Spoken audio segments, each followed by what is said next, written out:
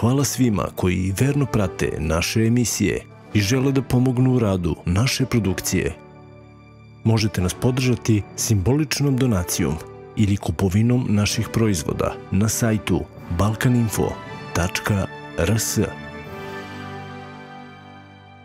Poštovani gledalci, vi gledate intervju produkcije Balkan Info. Ja sam Aleksandar Pavković, naš današnji gost je gospodin Miloš Miša Bjelivuk, čovek bogatog životnog iskustva koji je, evo, uprkos svim šansama uspeo u životu da se izvuče iz situacije koje su možda za 99% nas zapravo bezizlazne. Poštovanje, Mišo, i dobrodošao. Hvala, Aleksandre. Čast mi je da gostujem kod tebe posle svih onih gostiju tvoji koji su zbilja eminentni ljudi i koji su, barem s moje strane, na velikoj ceni i kao doktori, naučnici i tako dalje. Evo, da krenemo odmah od jednog zanimljivog čoveka koji, nažalost, nije više među nama, a i sve nas je faktički iznenadilo to da je on umro. Ja mislim da je on umro prošle godine i ono što je on prošao u životu svakako ne bi niko nikome poželeo. On je pokušao i da svojevrsno opere od svega toga, da se pokaje. Da li uspeo, samo on sada zna, ali bilo kako bilo, dakle, čovek o kome je brujala cela bivša Jugoslavija, u pitanju je Žarko Lušević, čovek koga si ti upoznao u zatvoru, i evo da čujemo kako je bilo poznavati ga. Mene su impresionirali još uvek ljudi koji znaju da napišu knjige. Meni, gde god idem, gde gostujem, pa i čini mi se i da smo kod tebe to pominjali, pitaju zašto ti ne napišeš knjigu o svom životu. Toliko je toga snimljeno da, eto, samo ti snimci bi mogli da naprave jednu knjižicu lepu. Tako i Žarko. On je napisao knjigu Godina prođe, a dan nikada. Nikada. I ja razmišljam, poznavajući te prilike i te uslove gde je on živeo i gde sam ja živeo i pre njega, ja kažem, pa možda bi mogli da ispričamo to kako to izgleda, jer znam da mnogi ljudi tu knjigu nisu pročitali, a evo ja mogu slikovito rečima da opišem kako to izgleda jedan dan u Zabeli 70. godina, pa vi sad odlučite da li ćete da slušate nas u ovoj emisiji ili ćete da kupite knjigu pa da je pročitate. Pre svega, vidite, u ono vreme, pričamo sada 55 godina prošlo, klima uopšte nije bila ovakva. Mi smo imali sva 4 godišnja doba, tako da smo u aprilu mesecu, kao deca mi nekada, pre toga još uvek, išli da gledamo gde je iz snega iznikla ljubičica. A to je bio april mesec. A kada je pao sneg? Pao je u novembru. Znači 6 meseci je bilo zavejano. Zbog čega ovo pričam? Pa zato što je to bilo i 70. godina kada smo mi bili po takvim okolnostima, to jest u zatvoru.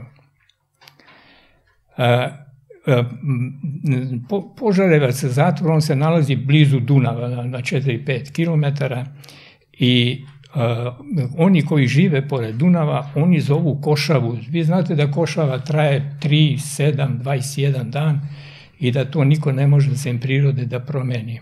A kada traje 21 dan košava na minus 30 stepeni, a vi živite po takvim uslovima i okolnostima, pa to se isplati malo ispričati za one koji imaju malo srca. Oni koji nemaju srca, ali ja ne mogu im ništa uraditi, jer oni misle na drugu stvar. Ja bi to zamolio Aleksandra i da pomenemo jednom šta je to druga stvar. Pa to je ona stvar kad se čovjek blokira i jednostavno nije mu do ničega, a on ne zna šta mu je, pa onda pravi probleme kao što je, na primjer, porodica. Da ne govorimo o probleme samome sebi, što je najvažnije. Mislim na cigarete i na alkohol. konkretno. Drogu ne pominjemo zato što nije ni vreme ni mesto da pričamo o njoj. Cigara je opasnija i alkohol su opasniji. Zato što su prisutni i svakom omogućeni, pa prema tome šta se dešava, zamolit ću Aleksandra barem 10 minuta da ispričam jednu stvar kasnije.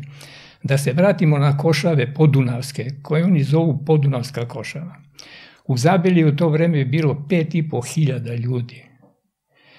U sobama gde se ležalo, tu su bili kreveti na 2 sprata, znači 3, tako, na 3, po 65-70 ljudi u jednoj sobi. Da krenemo od zvona i buđenja.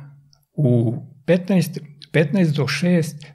do 5 zvoni zvono i uleću, vi ste sada premoreni zato što je dan jako dug i što se radi i što se gladuje i nema se adekvatna odeća, obuća i tako promrznete potpuno, pa se želi da se naspavate.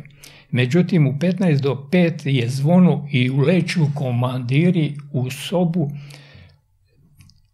i kogod se nije probudio od tog zvona ili se probudio, a smeta mu na putu njih dvojca, jedan bije jedan rede, drugi drugo. Sad ovi koji su gore na spratu, koji su na drugom spratu, to je haos i panika živa. Palice sevaju na sve strane, a ljudi moraju da izlaze napolje. Zbog čega izlaze napolje tako brzo i zašto oni vrše taj presing i tuku sve i da se što pre izađe iz sobe? Zato što se soba mora u roku od 5 do 10 minuta spremiti. Kako da se spremi? Mora da se očisti, mora krevet da se napravi. Međutim, ovaj krevet koji je donji, to pravi se na palače. To su 2 daske ovako i te 2 daske koriste za ravnjanje kreveta, mora da vam bude ravan krevet ko ovaj sto, a tamo gde je glava, tu isto tako mora da bude pravi. I šta se dešava? Oni to istuku i sve, nateraju sve da izađe 5 minuta, 7 minuta iz sobe. Gde da idu? Morate vi, normalno, zašto? Zato što u 5 sati dolaze kante, moraju svi da idu napolje. Međutim, onaj redar koji je tu, ili onaj sobni, on zove onoga kome su komandiri pokvarili krevet, nije bio dobar. Pa je to ponovo ostavi. Pa to je takav haos, 70 ljudi koji juri kroz sobu i koji juri kroz dnevni boravak. A gde? Pa hteli bi da se umiju. Kako da se umiješ kad 70 ljudi na 3 česme i 2 WC-a imate? To je potpuni, totalni haos. Bogu hvala, a kad je zima, onda onaj ko bi hteo da pokvasi malo oči, on može i od snega. U 5 sati svi moraju da budu na polju. Gde? Ispred paviljona. Zašto? Kreće kompletno čišćenje oba 2 prostorije, 3 to jeste, sobe, dnevnog boravka i WC-a, umivaonika. A gde su ljudi? Svi ljudi. Ljudi su na polju. Kako? Pa to je lopate, pošto je to što je sve zavejano, mi to zovemo prte. Vi ne možete, kad otvorite vrata, vi nemate gde da izađete, to jest vi morate da šetate, tu se šeta 350-400 ljudi, treba da se šeta, gde da se šeta? To vam je maltene da pravite tunele kroz sneg da prolazite. A kako ste obučeni? Pa nikako. Pa vi nemate čarape, imate možda neke olinjale, bile su opanke pa su nam posle dali cipele, pa kasnije su pokušali da nam daju i neke stare vojne sokule koje su ko zna koliko godina bile po magacinima ležali, ali sve to jako malo. Kratke pantalone odozdo vam duva, vi držite ovako onu bluzicu i šetate, kapu držite onu titovku, to je Šaban izmislio tu njegovu titovku i tako vi dok ne stignu kante. Kad su kante stigle, vi imate onu vašu gamelu koju nosite sa sobom, to je ona od aluminijuma. Ta aluminijumska, vi možete dobiti jednu kutlaču tople vode, koju oni zovu kafa, a u stvari nema kafe uopšte, nego to je šikore. A taj šikore, meni su posle ovi iz kuhinje pričali, da se to stavi možda i 2 kutlače u 200-300 litara vode, samo da pocrni, ali opet malo je topla. I vi kad dobijete tu kutlaču šikorea, vi dobijete i parče hleba, ali to vam je parče hleba za ceo dan. Tu nema pola kilograma. Ja mislim da ima oko 300 grama, 350 grama da je izmereno. To lepo stavite u džep i to vam je danas što ćete dobiti da jedete od hleba. Koliko je to sati? Sada je to već 5:15. 5:15, svi su koji su učestvovali u čišćenju, u popravljanju kreveta i tako, oni su tu prolazili i dolazili, ali svi moraju da se izlaze napolje, na onu hladnoću, na onu zimu, sa krovova, ono veje, znate kako zove, nemate, jednostavno promrzli ste. U 5:15 sve je završeno postrojavanje.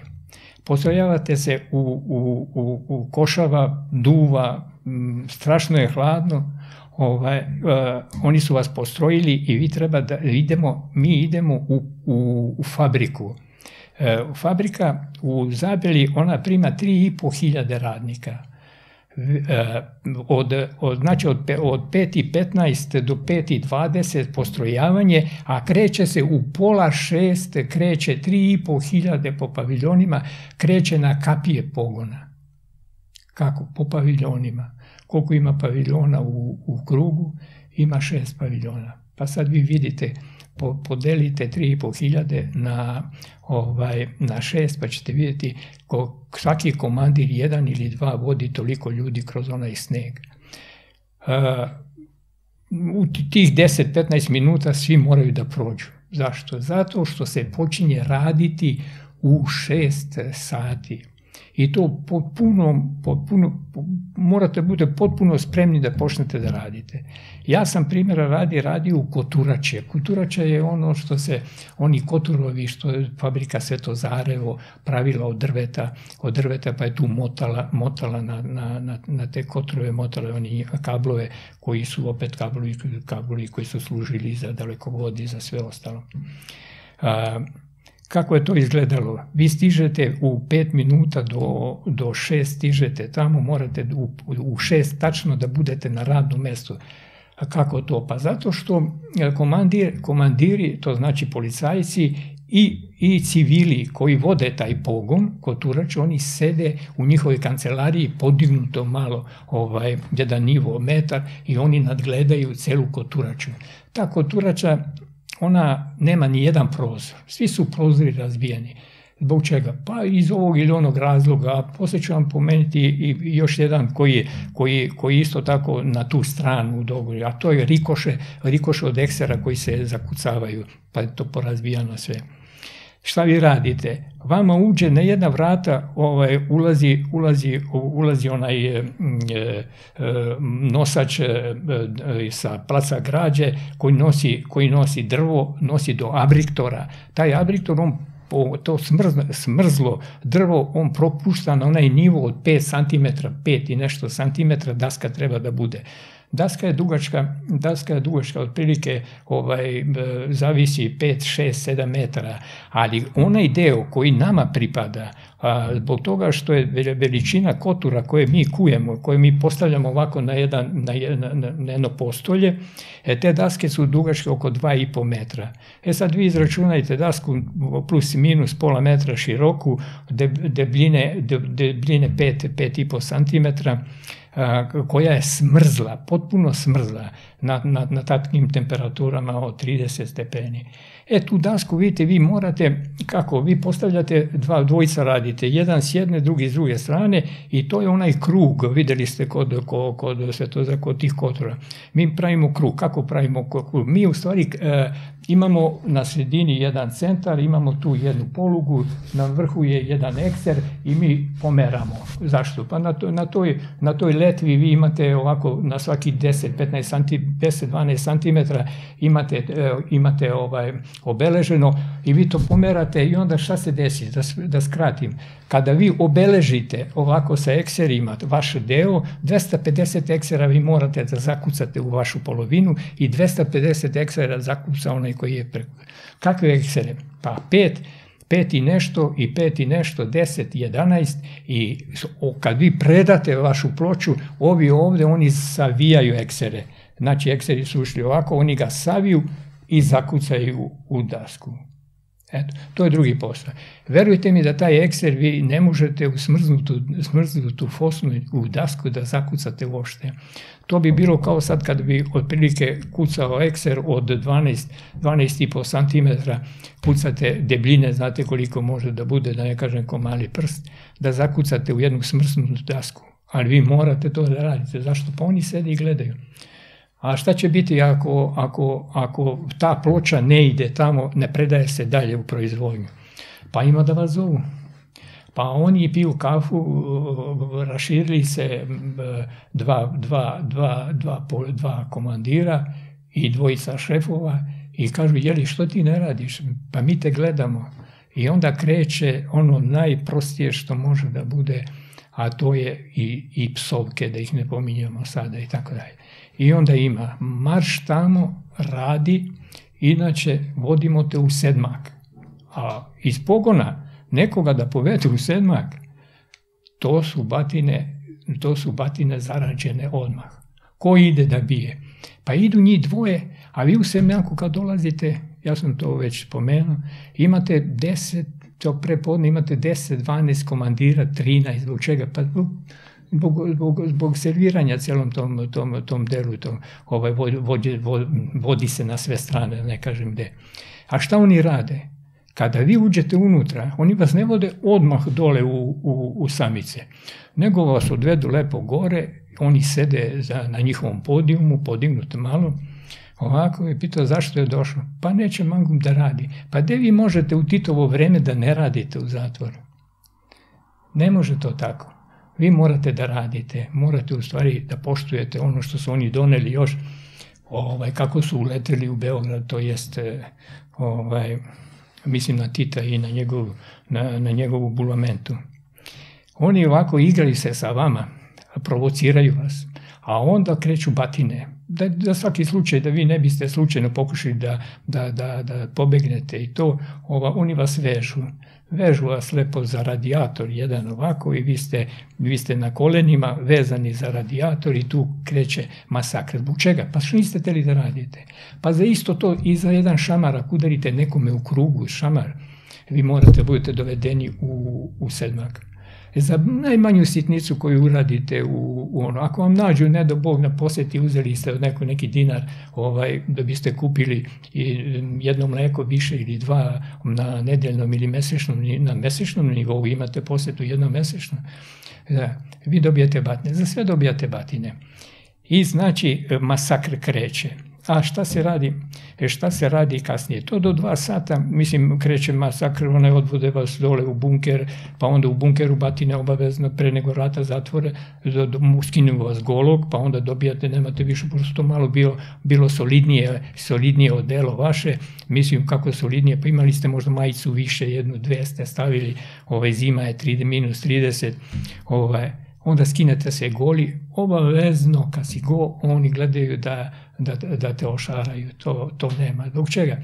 Pa oni su mislili da je takav način držanja discipline, to ne pričamo sad od kada su oni to praktikovali, od kako su došli na vlast, oni su to praktikovali, to se zna. Oni su tukli, neko bi trebao da ispriča, ako ima, mogu ja da ispričam, u CZ-u sam bio i znam kako su radili, to je strašno, pa vi ste bili krpa, čuvari su bili, ja ne znam, ali ajde da ne kažem, ovo je šala, ali ovo je zbilja, zato što sam jednog političara, njegovu knjigu, i on je bio gost, ne znam gde, i on kaže, pa nije ni čudo šta se desilo od 1945. godine, kad je Šaban, mislim na Titak Šaban, jer mi smo ga zvali Šaban zato što je Šaban asocira, da ne kažem da je to ime glupo jer je šiptarsko, ali obično udarali smo kokavce tako nekom ko je glup, pa ne zna da kaže ni taksi,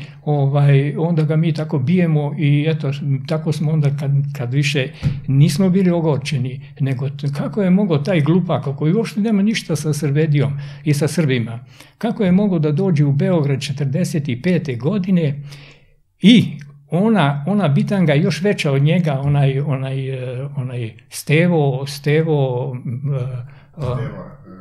Krajačić. Stevo Krajačić, to je najveća bitanga. Ja mu gledam sinoć, ajde malo da pripremim neku reč ovde za emisiju i gledam tamo njegovu biografiju. Pa ono po njegovoj biografiji, znate šta, pa to u ono vreme to je bilo strahota. A znate vi da taj isti Steva Krajačić, da je on, ta bitanga koja znate koliko, da skratim, on je odgovoran za Goli otok. Kako je odgovoran? Pa pošto je na moru bio u to vreme, pa je onda on kružio tamo, krstario obalom, pa je tražio neko ostrvo koje nema ni jedno drvce na tom ostrvu. Samo zmije, gušteri i ostalo. I onda je zvao Šabana i rekao mu, našao sam nešto mnogo dobro. Šta je našao? Našao je jedno pusto ostrvo, 2. Našao je Goli otok i onaj Grguš koji je kasnije stavljao one žene koje su, zamislite vi, žene, Grguš žene. Šta su žene na ovome svetu krive kad su one majke, kad su one programirane za sve ono što je lepo na ovom svetu i za produžetak vrste. I oni su napravili kako su ih mučili tamo. Pa znate vi šta je radio ta bitanga od Dugalića, zvao se Dugalić, ne znam kako se zove. I ja sam imao s njim jedno strašno iskustvo kad sam 18 godina napunio, pa mislim da nisam imao ni dana više od 18 godina. I uhapse me i stave me u CZ, jer iz CZ-a se išlo za Padinsku skelu, a meni daju maksimalnu kaznu 2 meseca. Zbog čega? Pa mi kao mladi tukli smo se tako i to je sad bilo, a kasnije su mi ljudi govorili, kaže, ti da si bio punoletan, onda kada su Šaban i on napravili Goli otok, znate koliko je na Golom otoku Srba bilo? Pa 90%. Pa šta je radio sa bratoubilačkim ratom, šta je radio sa Crnogorcima, šta je radio sa Srbima? Ko je to radio? Pa ja sam apolitičar, ali nisam budala da ne vidim. I sad kad mi neko priča, ja ne ulazim u priče sa ljudima zato što sam dovoljan sam sebi. Zbog čega? Pa kad imate 80 godina, onda imate i neku svoju viziju života i pravih vrednosti. Zbog čega? Pa analiza je ta. Dolazi jedna profuknjača koji nema ništa sa srpskim narodom i njemu, slušam ovoga gospodina jednoga koji je napisao knjigu, dovodi 200.000 njemu, Steva Krajičić dovodi 200.000 ustaša i kako su ih sve zvali, šalje sa Titom da mu bude za svaki slučaj tu spremno, ako mu nešto zatreba, ne do Bog, da mu neko ugrozi njegovu vlast koju on imao. Ko je imao vlast? Ko je imao? 2 bitange. Ja kažem bitange ne zato što sam ogorčen, nego zato što mi to lepo ime za bitangu. Pogledajte vi šta su radile te bitange. Zamislite vi, naterali su, pa meni je Vlada Dapčević pričao, bio je sa mnom 5 godina u Sedmaku. Zamislite vi, on meni kaže, pa Mišo, pa ja sam postao šampion sveta u gnjuranju. Ja kažem, Vlado, kako u gnjuranju? Gde si ti gnjuro? Kaže, ja sam gnjuro u kanti za Mokraću. Za Mokraću. Gde? Kažu u Sremskoj Mitrovici. Kao general. Zbog čega? Pa to je njihovo maslo. A koliko je platilo drugih ljudi, pa i porodica, o tome da ne pričamo, vi to znate bolje od mene, mislim oni koji imaju još godina kao što imam ja, ovi mladi, oni ne znaju, ali bilo smo imali jednu nezgodnu bulumentu na kormilu I zašto sam ja ponosan sada i volim da i pljujem? Zato što znam da su toliko tukli, ubijali, mučili. Znate vi kakav je bio zakon tih godina od 46. pa tamo do 75. 6. skoro 80. Pa bilo je delikvencija kvarta. Zamislite vi delo delikvent kvarta. A znate ko vas namesti da ste delikvent kvarta? Pa onda komšinica neka koja vas ne voli ili ste udarili čvrgu sinu njenom, ona zovne policiju. Koju policiju? Pa onu što su šetali ulicama. Oni su držali permanentno držali su svaku ulicu po 2 policajca koja šetaju, po ceo dan šetaju ulicom i dobar dan svakome kako je, ima neki problema i tako dalje. Eto, to su ti koji... To su pozornici, je li tako? Pozornici, bili pozornici, da. I vi ne možete da izađete na ulicu da njih ne sretnete. Oni žive s vama tu. Ali znate koji su, ja sam pričao to, a mogu znate šta su radili meni. Ja sam imao 15-16 godina, kad se krene iz Bežanije prema Novom Beogradu, na jednoj stanici upadnu njih dvojica, Voja i Vesa, 2 policajca pozornika iz moga kraja, iz mojih ulica tu, Skadarske, Branka Radičevića, Lole Ribara, ulice. Ja mislim da su oni držali 2 ulice ili 3, ali znam da su naši bili strane. I sad isprate me i izvedu me iz autobusa njih dvojica. Znate šta čovjek može da ima u sebi od 15 godina, tako, nije to neka snaga. Ali uzmu, i to je sad reklo dosta, sad ćemo da ga ubijemo. I povedu me kod vojne kapije, to je bila vojna kapija, bila je jedna, civilne kapije, bila je vojna kapija, pa civilna kapija. I kod civilne kapije, zašto je civilna? Pa tu je bio ko sad Sučin, bio je aerodrom, odatle se je letelo i poletalo i sletalo. I oni me izvedu napolje, stave mi lisice i povedu me u mrak. I bila je zima. Povedu me u mrak i kad nije bilo svetla ništa, oni me bace na zemlju i udri nogama, rukama i palicama. Ja jednoga momenta, valjda su se umorili, jer kasnije znam da je taj Vesa umro od tuberkuloze. Zbog čega od tuberkuloze? Pa nije odlazio kući ošti zimi, leti, poslije im dali motorče jedno, i oni na tom motorčetu su bili brži da jure i da špijaju, što kažu. I tako da su oni mene, jedan moment ja skočim ruke na leđa, imao sam neki kaputić i počnem da ih bežim, a oni tuberkulozni. Ja nisam tada znao, ali sam pretrčim put i krenem da bežim uz Bežaninsku kosu, sa lisicama na leđima. I dođem do samoga vrha, a oni za mnom, dahću. I šta je bilo? Ja nekako uspijem da se prebacim, pošto ne mogu rukama, da se prebacim, bio je mali, kao ovaj sto otprilike, malo više. Ja se nekako bacim i gledamo se mi ovako, i ja njima majku, oni meni uvatit ćemo te mi. I tako je bilo posle par meseci, pokušali da me ubiju, bilo je 16 godina sam imao i ja kažem, ovi moji kažu roditelji. A kako da te ubiju? Pucali su na mene u Bežaniji, da bio Donji Srem i mi smo sedeli u Donjem Sremu i Voja i Vesa pogledaju kroz prozor i zovnu patrolu ili je patrola već tu bila i ja vidim koliko je sati da se oni sakupljaju i ja izađem, bilo je moguće izaći kroz prozor. Ja otvorim prozor, nije bio visok, izađem napolje i oni potrče za mnom i potrče do stanice, tu je bila zadnja stanica u Bežanije.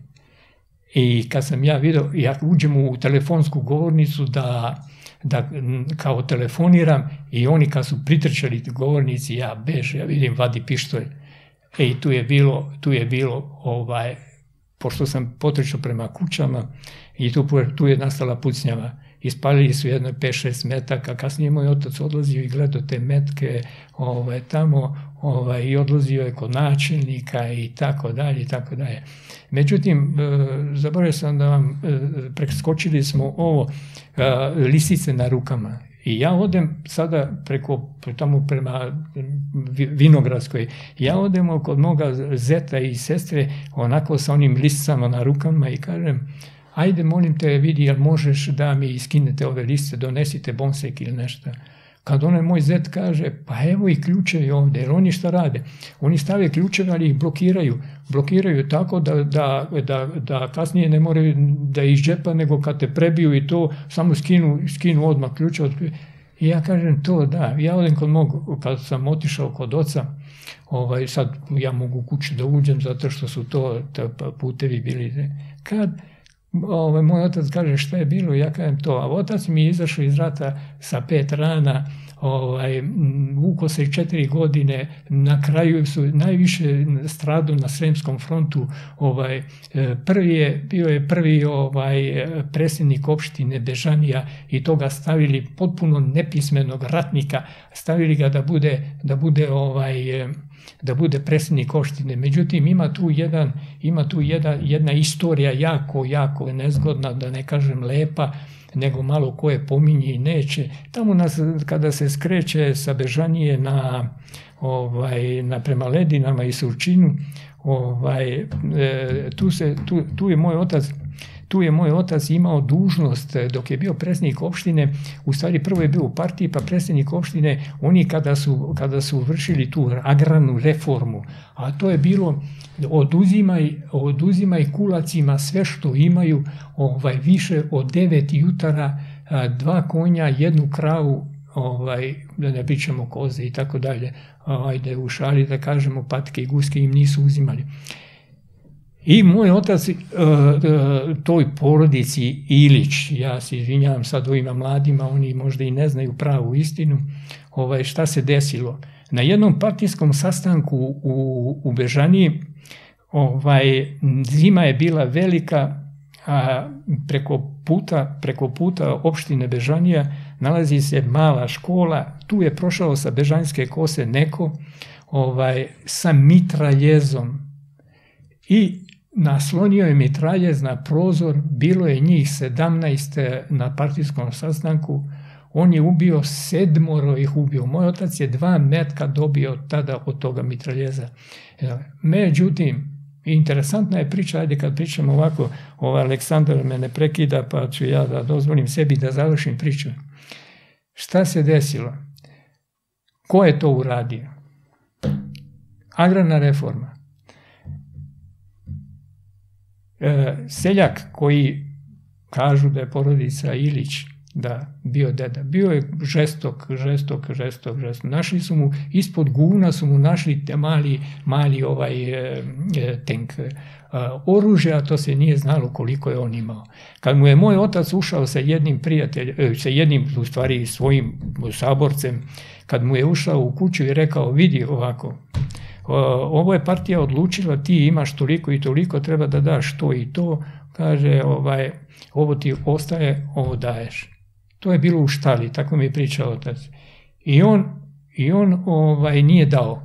Tu je bilo sada, moj otac rastom je bio nizak, ali je bio mnogo žestok čovjek i tako zbog toga svi su ga i voleli i bio je jako velika poštenjačina. U ono vreme vi niste ni imali mufljuza ni pokvarenjaka, govorimo sada o početku ovoga 20. veka. Narod se pokvario malo kasnije, počeli da se kvare. To ne znači da ste vi pokvareni svi, to jest da smo mi svi pokvareni, ali znate kako svuda postoje anđeli i đavoli. Imamo malo đavola između sebe, ja mislim jedno 10%, 90% smo anđeli svi. I tu je bilo sad, moj otac je morao da reaguje, vadili se pištolji i iskočile su žene na njega i sprečile. Ja sam poslije pitao mog oca šta bi bilo, pa kaže on nije normalan čovjek. On je obećao nama svima, kad smo mu uzeli konje i ono što imao viška od one dozvole zakona, kad je taj zakon izglasan o agrarnoj reformi. Kaže, i sada ubija neko 7 partijaca, ubija u Bežanijskoj, i pitaju oni sad ko je, šta je, nema nigde nikoga. I moj otac sad, znam kako će da reaguje porodica Ilić, da. Moj otac kaže na partijskom sastanku je tako, kad izašao iz bolnice, bio ranjen, kaže, niko drugi, kaže, samo on. Obećao mi je i zakleo mi se u decu i sve, da će nas sve pobiti. I ove komunjare, pošto i moj otac tad bio komunjara, a znam da... Koje godište otac? Moje 600. I ova bitanga je 600, Stevo 600, da, Krajičić, da. I tako da je oni su uhapsili njega na osnovu toga i nisu imali dokaze. On nije priznavao ništa, mada je bio i bijen, bilo je njih još koji su pohapšeni zbog toga. Onda su odlučili da ga sude javno. Nema zakona, onda sudstvo, pa evo na primjer ja sam 46. godište rođen, a godinu i po dana još nisu postojale knjige za upis novo. To možete nađete na internetu kada su uvedene knjige rođenih. Tek 47. I moja majka me prijavi kao 7. kaže, bit ćeš mlađi tamo, a veći u razredu, bit ćeš pametniji sad. I suđenje mu je u Zemunu, na trgu, tamo gdje je sada pijaca. Tu je bilo suđenje, sakupilo se naroda jako puno i bilo je da narod glasa šta narod misli. Valjda, ko je to tako programirao, to je njihov. I digne se jedna baba digne ruku i kaže, ja znam da on nije bio, kaže, bio je kod mene ovamo, tamo i to, ali ne sme da bude niko rod od toga, nego da budu samo ljudi iz naroda. I neko iz mase vidi tu babu i izađe napolje i kaže, baba, ti da čutiš, kaže, da ne lažeš, kaže, ti si njemu tetkao, da. I tako da su ga streljali, da. Da se vratimo sada, ako mi dozvoliš, na ovo, kad završavamo posao u 2 sata, idemo na ručak. Kad dođete na ručak, 550 ljudi sedne odjednom u salu. I vi uđete ovako i onda sad ima sedi, i 550 ljudi povlači stolice i seda. Šta imate tu? Imate jednu činiju, imate u toj činiji, sad ko će da uhvati prvi kutlaču, po 4 sedite za stolom. A da li je pasulj ili krompir, nema veze. I sad normalno ja sam takav i takav ću i umreti. Nikad se nisam otimao za hranu. Uvijek sam pustio drugima da uzmu oni prvi. A znate vi šta dobijate vi kao 4. kutlača? I oni ipak uzmu malo pa pokupe ako ima neko zrno pasulja ili krompira, nađu nešto. A to je samo čorba. I ovo je jedan mali dodatak, ima svako po 2 parčeta hleba, možda dobije 8 parčadi stoje u tanjiru. I znate kako neko ima okraja, pa tamo se otimaju, to je taka glada, ne možete veriti. I interesantno je kad je pasulj u pitanju, ja ne znam zašto crvi vole pasulj. Ali evo, Aleksandre, imaš moju reč i ovi drugi koji su to preživjeli, kad uzmeš kutlačom onaj pasulj ovako u tanjiru i pogledaš, samo crvi gore plivaju. Otkud crvi, ako je taj pasulj, šta je to, stajalo? Pa stajalo je to, sigurno ko zna koliko, ja govorim o početku 70. godina, jer oni su baš... Znači oni to skuvaju i onda to stoji mjesec dana ili... Pa ja ne znam, ali pre bi to bilo da je to toliko stajalo i ubuđavilo se negde da su ipak, ti znaš da ti paraziti i crvi i tako dalje, da oni polako rastu. I vi pogledate ovako, vidite crve, beli su crvi u pasulju. Vi nemate šta da jedete. To vam je sad od te kutlače imate možda 5-6 kašika da uzmete. Jer mi veruješ, evo ima se da mi veruješ, da ne trepnemo niko od nas, da mi lepo uzmemo i u šali kažemo, pojedemo to što vidimo, te crve, i u šali kažemo, ovo su proteini, nemojte nećemo da se sekiramo, ima i proteina, ima i mesa, u stvari to je to. E sad, kada ste ručali, vi se vraćate na posao. na posao. Zašto? Pa da biste radili još ta 2 sata, 2,5, 3 sata preko vremena. Jer ako radite preko vremena, onda možda dobijete jedno pismo više. Imali ste 2 pisma mjesečno, jedno samo pismo od kuće.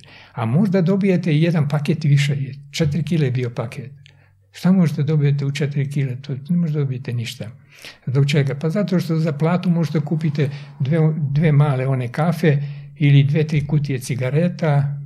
Drugo ne možete ništa da kupite. Sad ga dobijete u paketu, vi gledate da dobijete kafu i da dobijete neku cigaretu, da bi kasnije menjali za nekoga koji u paketu dobije parče mesa, pa vi to zamenite, pa vi malo imate sa druge strane, ali kažem vi, ne mislim na jedinku, jer nikad vi ne možete da budete jedinka. Ja znam moj paket, nikad nisam ni vidio. Ja kad izađem iz kancelarije komandira, ja samo predam paket. I nikad ga ne znam. Ja kao šapnem tamo ako ima sapun, ostaje mi sapun, da je to odmah onda i podeli se. Vidite, uveče, oni nas isto tako u 6 sati je isto tako zovu ga sada čaj. U 6 sati dolazi čaj, jedna kutlača i vi mrvite onaj hlebe sada što ste ga dobili ujutro, oni 350 grama. Zatvaraju vas u 6 i tako traje do 9 sati. Ovo je interesantno zato što u 15 do 9 vam otvore sobu. Vi ne smete u sobu, ceo dan ste se mučili, radili, promrzli, doživljavate svega i svačega u vezi osuđenika oko vas. Gledate onu bedu, jadu, mizeriju. Ljudi nemaju kafu, nemaju cigare, nemaju ništa da pojedu. Pije se samo voda sa česme. Oni vam daju nek prvi program, da malo pogledate prvi program i u 15 do 9 otvara vam se soba za spavanje. To je najlepši trenutak u toku dana. Ono što sam ispričao ujutru, to već to je rečeno. Ali uveče, kad ste vi tako izmoreni i kada vi dobijate šansu da legnete, a kako ćete vi da se pokrijete sa jednim čebetom, 2 čebeta, i ovo sam zaboravio da kažem, nema... Kako s 2 čebeta? Koliko vas na 2 čebeta? Pa za jednog. Vi zimi zadužujete 2, a leti 1 čebe. Da. I onda šta radite? Ja sam, na primjer, morao da kupujem čebe. Ima neko ko proda čebe svoje, a to ne možete vi da napravite kreve sa 3 čebeta. Nego moraju svi, oni tamo prođu pa vide koliko imate čebet. Ako imaš više čebeta, ideš na odgovornost. I onda ja onome susedu svom, ako on kaže daj mi toliko cigara, daću ti ovog mjesta 3 čebe, onda mu ja dam cigara, onda on kad mi u 15 do 9 kad uđemo u sobu, on mi da čebe, ja smoknem sa 3 sad čebeta, da, a on sa jednim, tako, on može da izdrži, ali on ima rauhen, to je bogatstvo, najveće bogatstvo zato su cigare i kafa. I taman mnogi poležu, jedino oni koji su jako spidirani zbog tih cigara i zbog te kafe, oni možda hoće da gledaju još malo zato što se u 10 gasi televizor. Ali vi kad legnete, kako ste legli, ja mislim da iste sekunde vi zaspite. I šta se dešava sad? Dešava se to da se svetlo gasi u 9 sati. A vi možete u sobu da uđete kasnije. Šta se dešava? U 9 i 5 čujete samo gde puca sve po vama ili po sobi da je vriska, a komanda je bila noge na pregled. I vi sad u onom bunilu onako, taman ste 10 minuta počeli da spavate, počeli ste da duvate, unutra se utopljite, noge na pregled. I vi na ivice kreveta bacate ovako noge. Nema spavanja u čarapama. Čarape moraju da budu sve u hodniku ostavljene da ne bi smrdele, jer nema pranja, znači ako je ceo dan u cokulama i ceo dan i noge na pregled. I samo čujete kako viče marš bitango, udri, marš na pranje nogu. On je prošao pas i da li je video ili je pomiris, ima njuh dobar, on je znao da te noge nisu video, da te noge nisu oprane. Tako da sad 1/3 njih dobija batina po nogama i trči u kupatilo da pere noge. Da. I vraćaju se onako u onom bunilu, pa ja ne znam, ja kažem kad bi moraš da izbaciš noge, ali on valjda vidi da su noge oprane, ali one koje nisu ubi. Ali on mora da gleda noge tamo i na prvom spratu i na drugom spratu.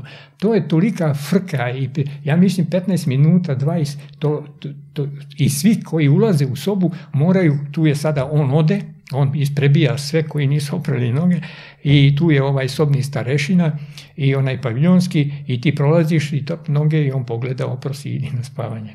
Ne da mu Bog da on pusti nekog ko nije opro noge tamo u kupatilu. Ovi su tukli sve redom, nikoga nisu propuštali. Da. Tako je Aleksandre, sad sam ti ispričao od buđenja pa do spavanja. Da. I tako svaki dan. I tako svaki dan. I kako prođe taj, evo što kaže Laušević, dakle godina prođe, dan nikad, to su bili ti dugi dani koji nikako da prođu. A kako se on ponašao u zatvoru? Gospodin, to je pravi gospodin. To je pravi gospodin. Kad mi kažemo gospodin, to znači čovjek široka duha, personalne kulture, koja opet ima taj magnet koji prenosi na druge. Svakom da pomogne, svakoga da sasluša i to baš ozbiljno, sve što je mogao da radi i da budemo iskreni i prema njemu je bio veliki respekt. Da. Ja posle toga odlazim za Zenicu. A izvini, je li imao on problema u zatvoru? Ne. Na primjer, da je dobio batine ili nema nešto? Nema to šanse. Jer vidiš mene, ja... Jer je poštovao pravila ili jer su njega poštovali, pa su mu malo i popuštali? Pa, znaš kako ide. U zatvoru opet se zna ko kosi, ko vodu nosi. Da. I onaj ko kosi gleda se šta on misli. Moja malenkost, a ovi ako ima još živi koji su sa mnom bili 70. godina, početkom 70. godina u Zabeli, znaju šta znači čovjek kao što sam bio ja. Došao sam sa velikom reputacijom, pa ajde da sad ne pominjemo ko je bio sa mnom to vreme. Bio je Džamba, bio je od poznatih, bio je Vlada Dapčević, bio je Čika Đura Đurović, bio je Mio i Slavko, Kačke Toma, Tomislav Kačarević, Kačket, šta znam, bilo je jako puno njih. Bio je Boris Petkov, bio je Kosmajac pokojni, pa to je to vreme. Ja sam to vreme kad sam bio u Sedmaku, Sedmak je bila jedna rupa strave i užasa. Zašto? 550 povratnika najgori ne najgori, nego, vi znate što znači povratnik, znači nepopravljiv čovjek.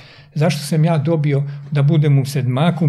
To je zato što sam se zakačio sa Titovim špijunom, sa Šabanovim špijunom. Tako je napisana knjiga, koja je napisana u Holandiji, može se lepo kupiti i pogledati, ali nije prevedena na naš jezik. Slobodan Mitrić je u pitanju, Bob Karate. Da, Bob Karate, Slobodan Mitrić, 36 političkih ubistava priznaje. Vlada mi je pričala o njemu kako je to izgledalo kad je njega jurio da ga ubije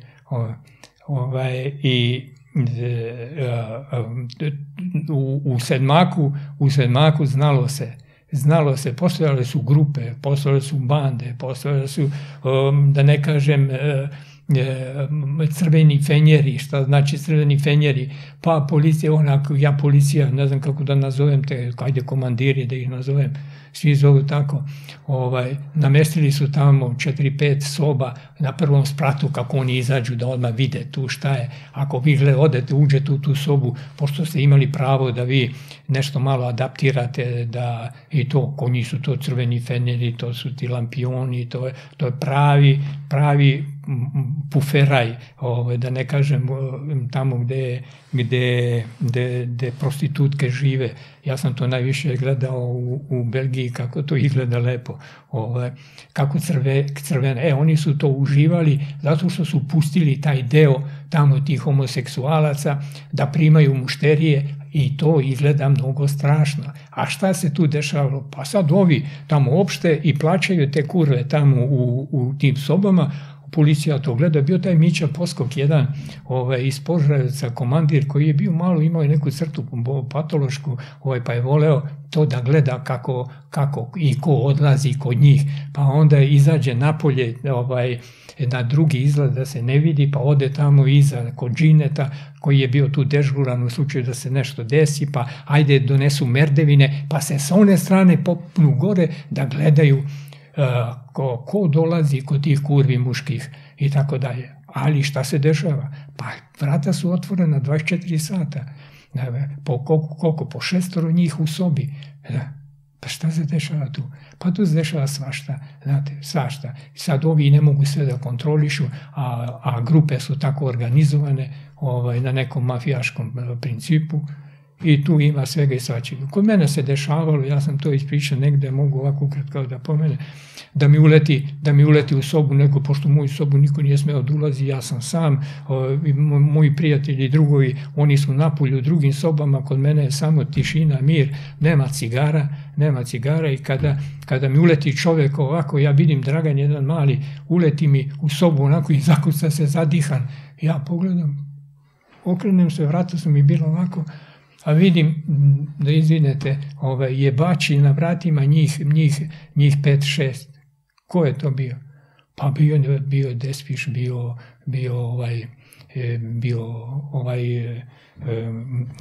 Motka, bili su tu njih mnogo. Ja gledam, ja kažem šta je bilo, a vama kao uđe, ko ti vam dirne vrata, to znači, to je rat odmah, to je klanje. I ja se dignem, oni kažu, nemoj ti da se mešaš.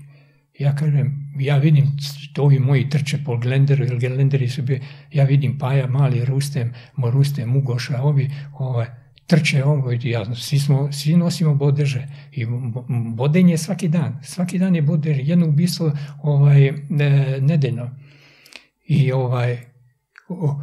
ja znam da ako dolete, ako ih pustim, ja vičem ne, i oni gledaju, i ovi kad su videli da sad priletili ovi moji koljači, oni hop i odu dalje. Ja pitam Dragane šta je bilo? Kaže ništa, daj mi nož jedan, molim te, znam koga ću da ubijem. Eto, tako je bilo u Sedmovaku tih godina, 70 i početkom, da. I čim je došao Ljuba, došao je u moju sobu, jer moja soba je bila uvek slobodna, 4 kreveta, sam ja živeo u njoj, preko dana mogu dođu ovi moji koji ne puše, da sa mnom pričaju i bili smo napolju. Otvoreni ste 24 sata. Kad je došao Ljubo, ja sam mu rekao, Ljubo, hoćemo li? A on, pošto ja i Ljubo smo se rastali pre moga hapšenja u Milanu. Imali smo baš lepo druženje jedno vreme, jer ja sam čekao da se telo jednog moga druga koji je bio pored mene, Radoslav Filipović, čuveni Buca, on je Jusin bio pobratim i koji je poginuo pored mene u Amsterdamu. Čekali smo to i tako da smo proveli dok se njegovo telo ne dozvoli da se prebaci mesec dana zajedno u Milanu i sada posle toga godinu dana Ljubu dovode za neku kaznu od 4,5 godine. Tu je bio s njim taj Pika Bulja, Kosmajac i ovi što su bili s njim u delu. I ja kažem, Ljubo, šta ima lepše u životu kada smo mi već, vi robijate, tu je bio Demačije, ja sam zaboravio da ti pomenem Demačija. Adema Demačija, da. Da, Kurtijev tata. Ja se jednom našalio, pa sam ga nazvao drugačije, sad ajde da ne koristim priliku, da ne vređam čovjeka, nije me uvredio nikada. I tako da sam rekao Ljubi ovako, pošto je Ljuba jako povodljiv što se tiče toga, a najviše voli u životu frke, a kad je došao u CZ, onda su ga umlatili ko žabu da je jedva čekao da napravimo neku frku i tu smo uzeli 3 dana, već ta priča je ispričana, da se hejteri ne ljute, što je, ponavljam, samo mi je stalo do njih. Tako nije, šalimo se, svi imamo pravo da kažemo šta hoćemo. Nego, rekao sam ti, pomenuo posle druge pobune, one kad je već bilo klanje, kad je bilo ubijanje, kada su Šiptari najviše zaklali ljudi, kada je ta pobuna to isto bila pokrenuta od mene i od Ljube, zato što sam ja, pošto on sa mnom u Čeliji bio tih 6 meseci, ja sam rekao, slušaj Ljubo, ono što smo uradili, sad to je samo mali početak, da uradimo nešto veće. Jer vi do tada pomenuli smo taj paket od 4 kile, jedno pismo nedeljno, batina na svakom koraku. Najviše boli to što vi ne smete da budete to što jeste, da ne biste doživjeli ono poniženje koje oni vama učine kada odete u sedmak.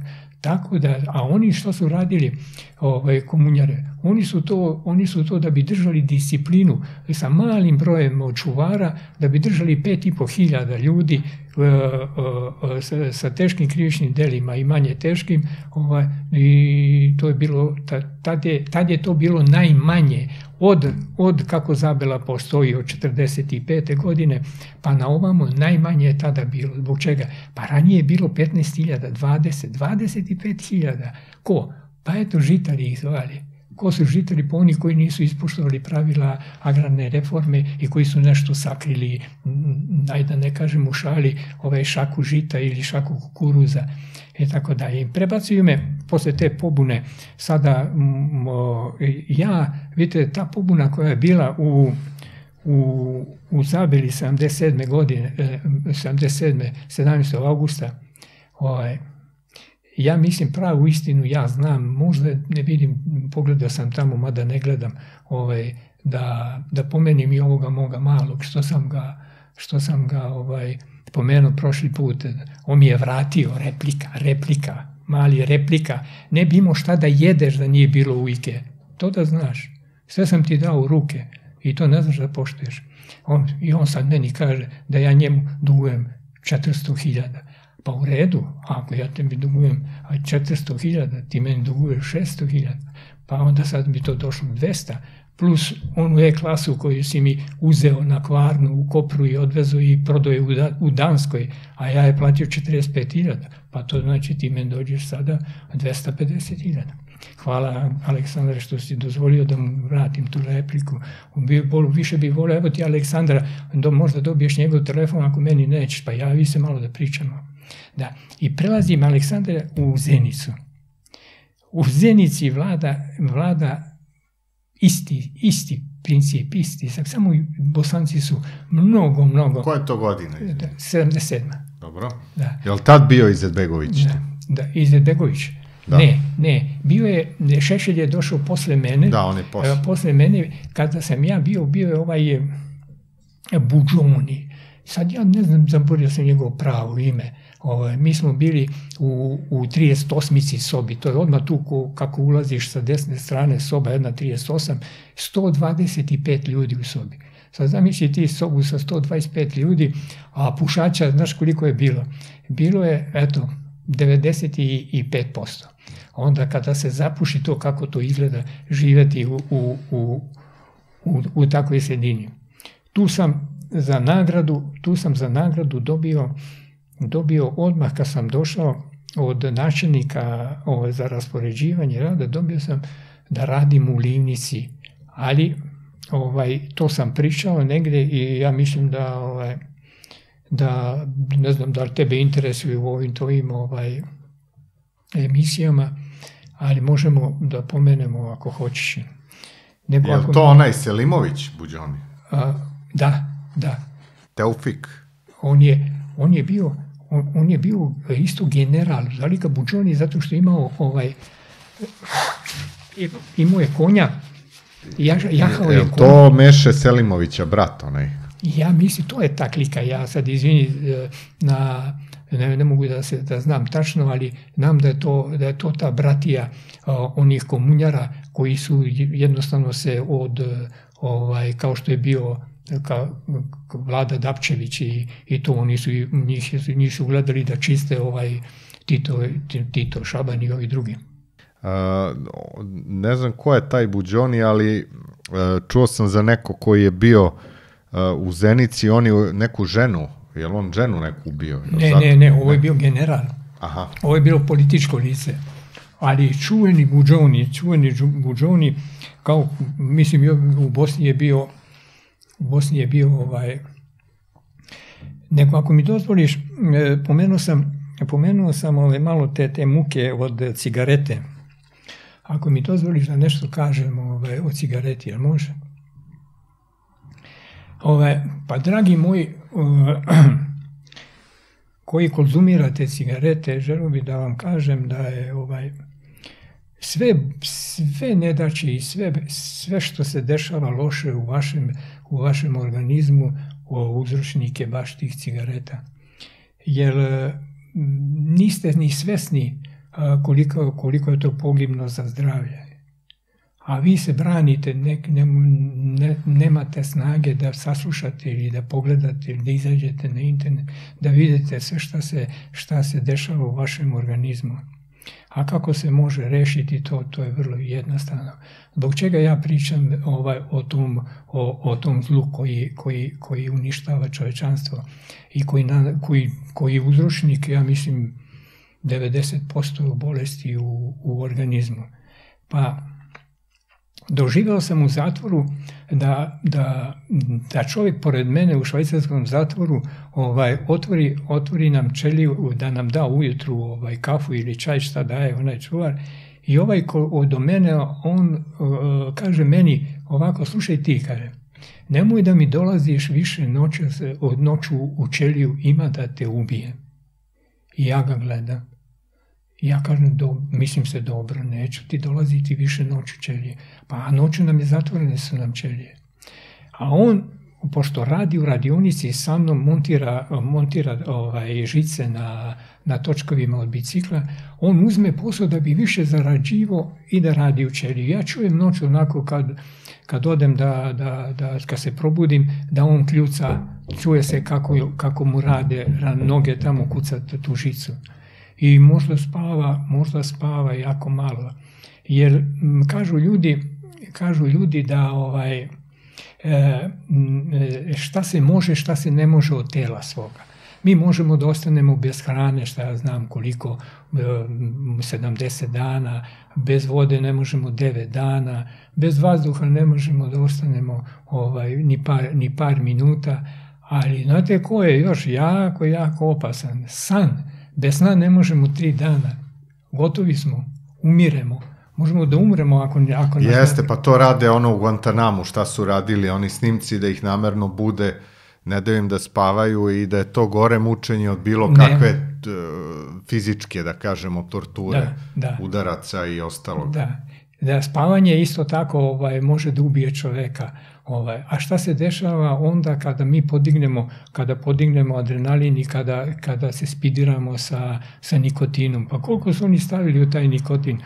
Ja slušam, možete vi da pročitate, ima preko 500 i nešto otrova ima u dimu, u cigareti, u dimu, u onome što oni što zovu da je to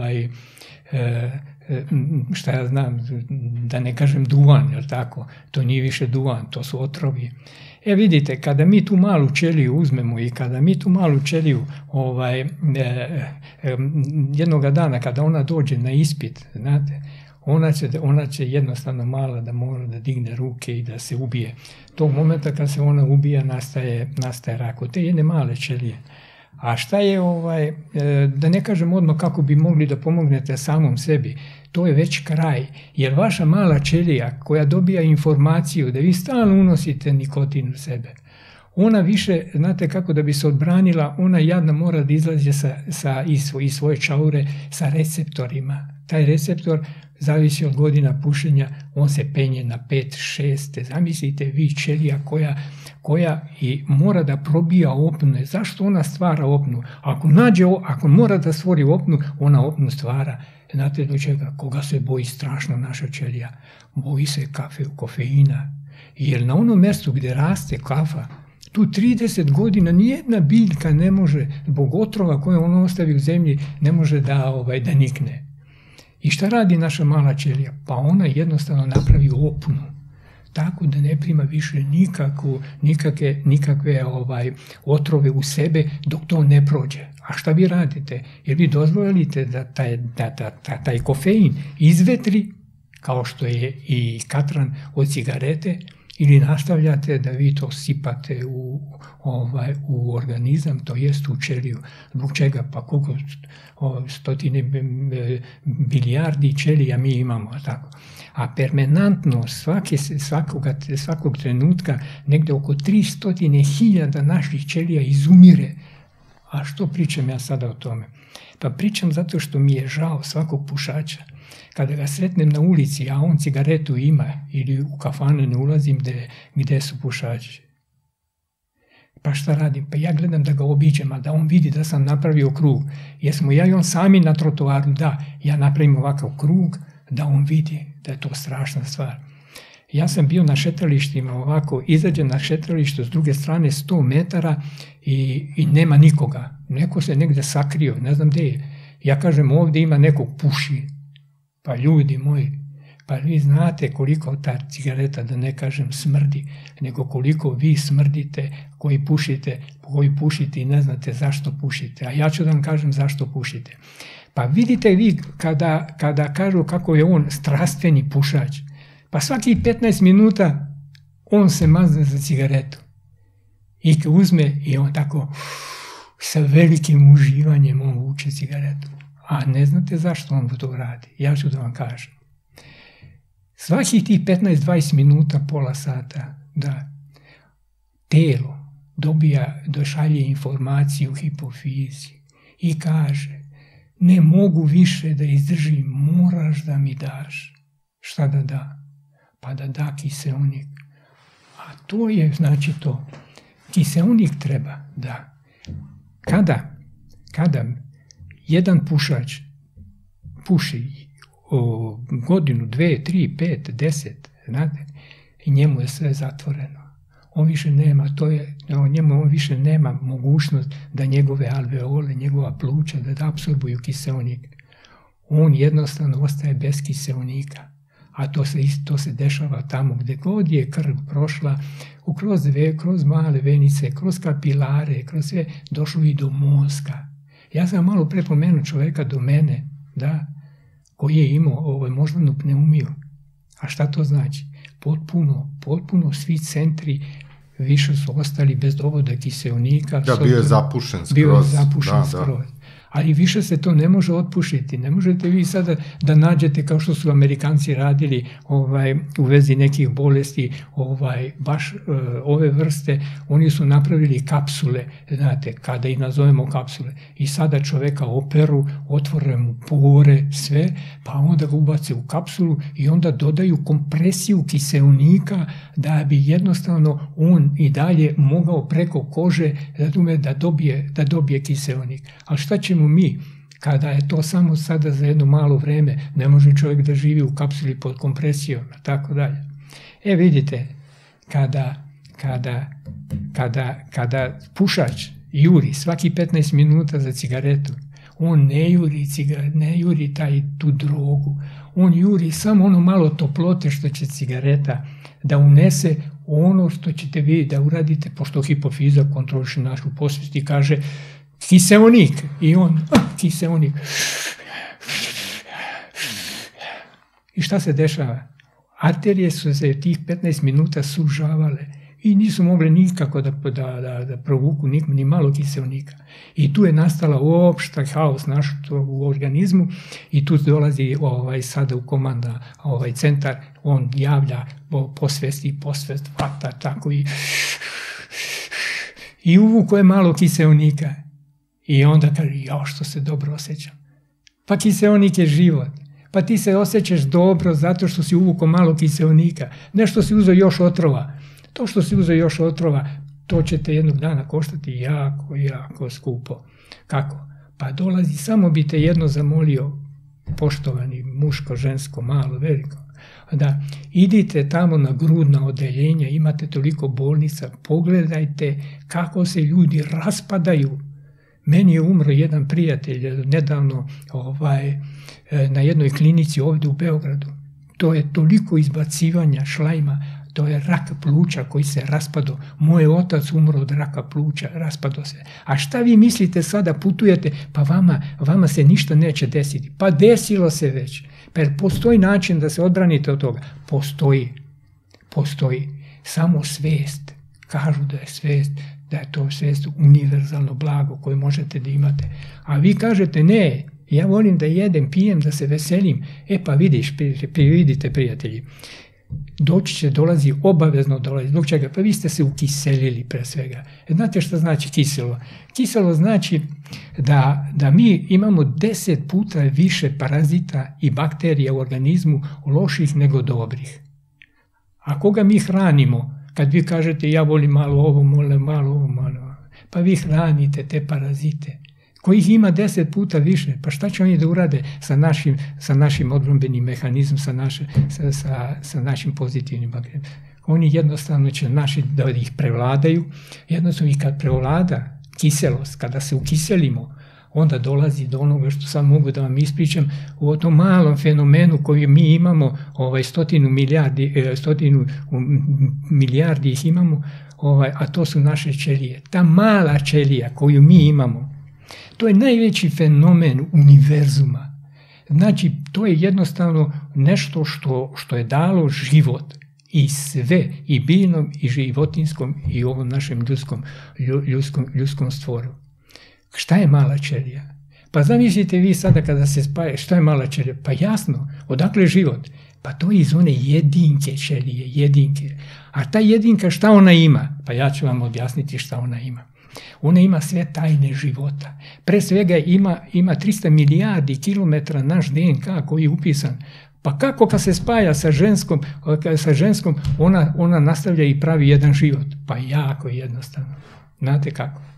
Upisana je sve tajne ovoga univerzuma su u toj maloj ćeliji koju ja kažem nemojte, molim vas da je zapostavite. Ima i način kako da je pomognemo. Kako da je pomognemo? Ona kada se razvija, zamislite vi kada se spaja ta mala ćelija, koji je to fenomen univerza? To vam je isto, oni kažu da je to eksplozija slična atomskim bombama, kada se dve ćelije spoje u materici. A šta radi materica? Materica od tih miliona spermatozoida otvori se i gleda. A šta je ona ima da gleda? Pa to što je čovjek u organizmu fenomen. Gleda i bira onaj spermatozoid koji je spreman za oplodnju. Krenuli smo, ćelija naša razvija se. Kako to? Ja gledam na ulici, šetaju majka, ćerka, sin, otac, ćerka, sin. Mi sami, šta smo radili? Pa mi smo klonirali to naše dete. Pa mi kloniramo zbog čega? Pa zbog toga što sve što imamo mi nije moglo da dobije na šalu sada od komšije, nego od nekoga drugog, nego dobilo od nas. Zato naša deca liče na nas. I potpuno sve imamo isto sa njima. Podeli se malo muško, žensko, tata, mama i tako dalje. Vidite, ta mala ćelija, ona živi, najkraće žive ove naše stomačne ćelije i tako dalje. Ali ima i ove koje žive 3, 4, 5 godina i tako. I šta se dešava kad ona umire? Ne umire, nego reprodukuje. To je taj sada fenomen. Zamislite vi, ona se otvara ovako, zamislite glistu koja bi se podelila na pola. I ja naučio, znate odakle? Iz studije francuske, negdje na internetu. Ovdje, na vrhu tog pocepanog, tog podeljenog dela, izlazi skener, ali kaže se i kažu naučnici da je to skener koji u stvari univerzalne moći. A šta on radi? On ima ulogu da pređe i da pregleda ćeliju od početka do kraja. Kada je pregleda, on se vrati, ćelija se zatvara. I šta radi dalje? Obrađuje podatke. Sve što je videla u ćeliji, a to naša ćelija je u stvari univerzalni život. Kad se zatvori, ona obradi podatke i šalje gore hipofizi. I kakav je odgovor? Odgovor je takav: možeš da se reprodukuješ, ne možeš da se reprodukuješ. I tog momenta, ako je kaže može, ona rađa drugu. Ako kaže ne može, ona se ubija. Kao ono škorpija kad se ubija. I šta znači ubijena ćelija? Znači nastanak raka. A ovo ukiseljavanje, znači ja sam mene je zvao jedan gospodin iz Požarevca, zove se Đoka, harmonikaš, neko će mu javiti da pogleda ovu emisiju i kaže meni ovako: Mišo, molim te, imam jednu prijateljicu u Cirihu, metastazirala je sva, ona je medicinski radnik, pevačica je, žena ima 2 ćerke, jednu malu ćerku 12-13 godina, druga ima malo starija i tako dalje. Doktori su joj dali jako malo vremena, metastaze su takve i takve i takve i takve. Jer bi mogao da joj pomogneš? I ja kažem: Đole, pošto je dobio preporuku jednog moga prijatelja, ja kažem: daj mi, neka me zovne gospođa. I ta gospođa zovne mene i kaže: gospodine Mišo, ja kažem da, imam takav i takav i takav problem. Ja kažem: u redu, objasnite. I ona mi objasni. Metastaze su od glave do pete. Život je kratak. Ja kažem: pa dobro, recite mi kompletno. Ona kaže: jel uzimate neke lekove? Ona kaže: da, uzimam. Kaže: uzimam lekove, dobijam sve za ovu metastazu, za tako i tako i tako i tako i tako. Ja kažem: gospođo Vesna, vidite,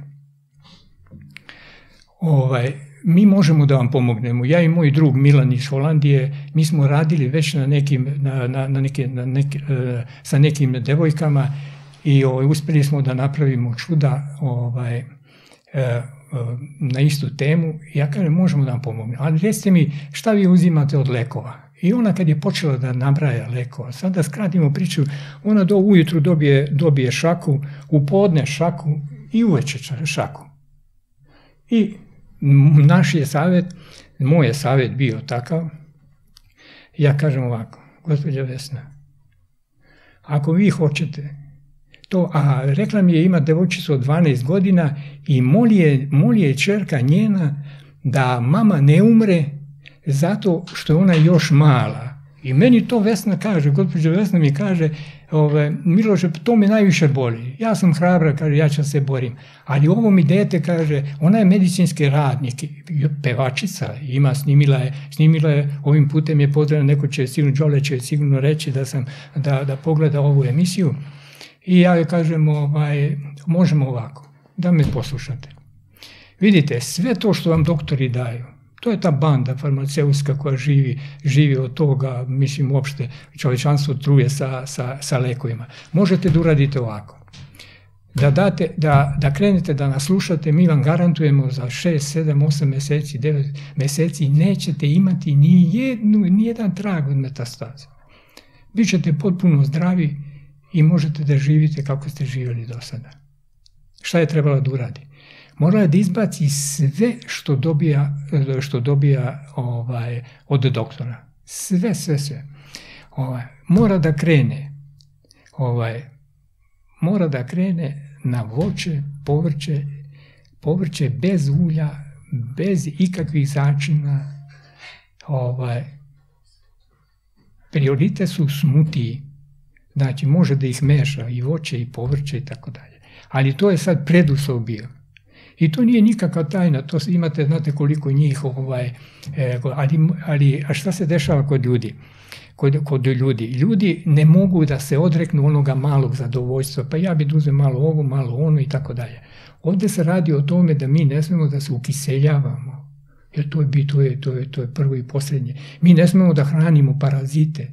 Mi kad hranimo parazite, kad oni ojačaju, naš imunitet opada. A šta će biti kad opadne imunitet, a njima samo dajemo?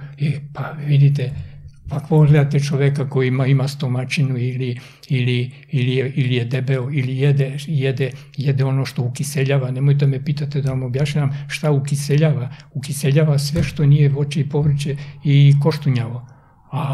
A šta dobijate vi u mesu? Dobijate proteine, dobijate ono đubre i kako se đubre ima, to i sami slušate i gledate i možete da pročitate. Gospođa Vesna, posle 8 mjeseci, ja imam to ovdje u zapisu u telefonu, gospođa Vesna posle 8 mjeseci, 9 mjeseci, ona mene zove i kaže: Mišo, hvala tebi i Milanu na svemu, kaže, meni su se sve metastaze povukle. Ja sam sada zdrava žena.